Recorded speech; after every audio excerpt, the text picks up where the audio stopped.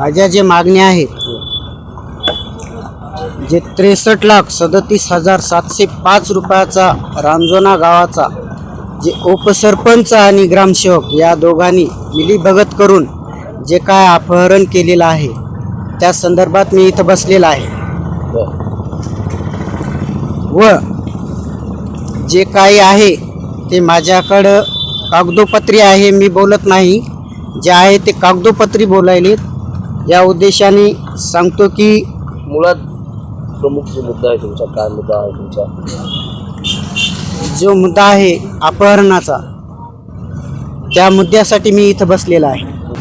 माझ्याकडे जे कागदोपत्री जे पुरावे आहेत त्या पुराव्याच्या माध्यमातून त्यांनी जे पैशाचा जे भ्रष्टाचार मांडलेला आहे त्याचे लेखी पुरावे असल्यामुळं मी तुम्हाला दाखवतो.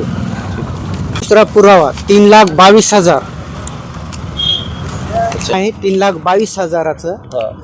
तर हे माझ्या उद्देशानं कुठं मला काय दृष्टिकोनात आलं नाही. माझ्या हे विषय आहे पाणी पुरवठा. पाणी पुरवठ्यासाठी यांनी 59,000 रुपये खर्च केलेला दाखवलेला आहे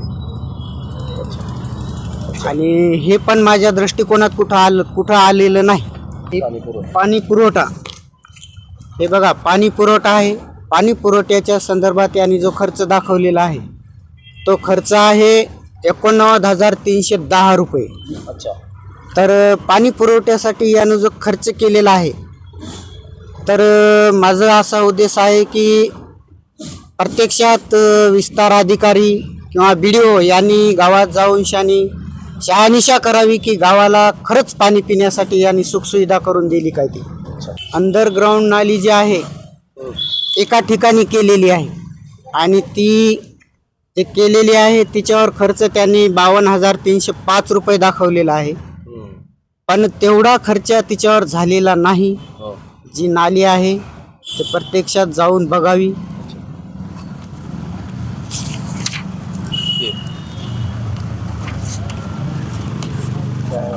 हे भूमिगत नाली व भूमिगत नाली बांधकाम आणि सोचखड्डा बांधकाम. हो. काय आहे नेमकं हे? किती रक्कम आहे? रक्कम आहे 3,53,602 रुपये. तर सोच खड्डे नाहीत गावात.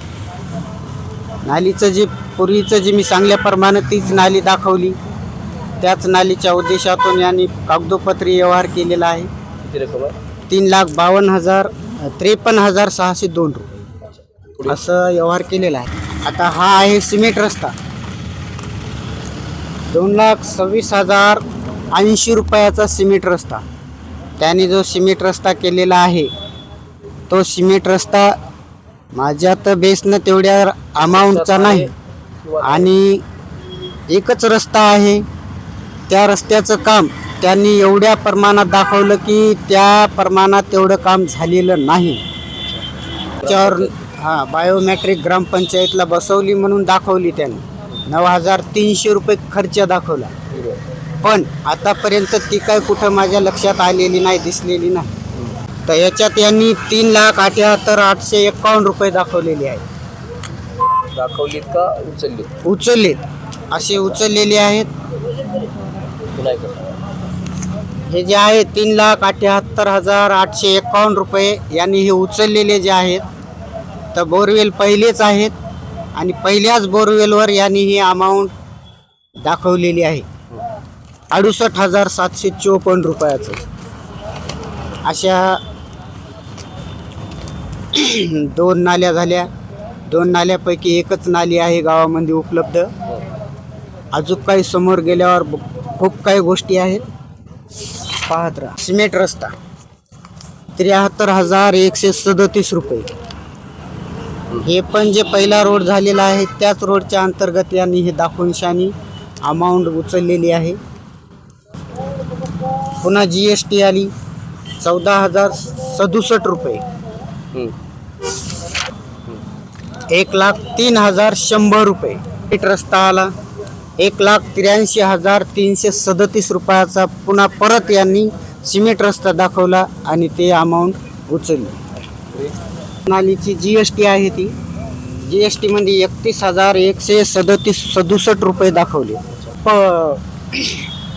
हँडपंप हे जे आहे 1,25,176 रुपयाचा यांनी पंप दाखवला आहे. मला वाटतंय तर हे पंप बाहेर देशातून मागवला आहे की काय, असे हँडपंप मागवला आहे असे मला वाटते.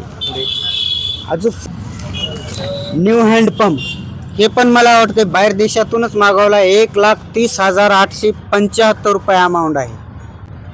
अशा पद्धतीचे 3 न्यू हँडपंप आहेत दाखवलेले, पण वास्तवस्थिती अशी आहे की न्यू हँडपंप एकही उपलब्ध नाही. सायकल खरेदी आहे 39,000 रुपये सायकल खरेदी दाखवलेली आहे. तिनं इथं पण त्यांनी ह्या गोष्टी मांडल्यात आहे. 78,808 रुपयाचे कॅमेऱ्याच्या माध्यमातून यांनी दाखवलेलं आहे. कॅमेरे किती बसले प्रत्येक? कॅमेरे प्रत्यक्षा गावामध्ये 4 बसलेले आहेत. 4 कॅमेरे आहेत, तर 4 कॅमेऱ्याची एवढी किंमत दाखवली यांनी. ती आहे 76,786 रुपयाचं अंगणवाडी साहित्य दाखवलेलं आहे. आणि त्या साहित्य आहे का तिथं? प्रत्यक्षामध्ये याच्यातून एक जर विचार केला तर प्रत्यक्षामध्ये तेवढी खरेदी झालेली नाही.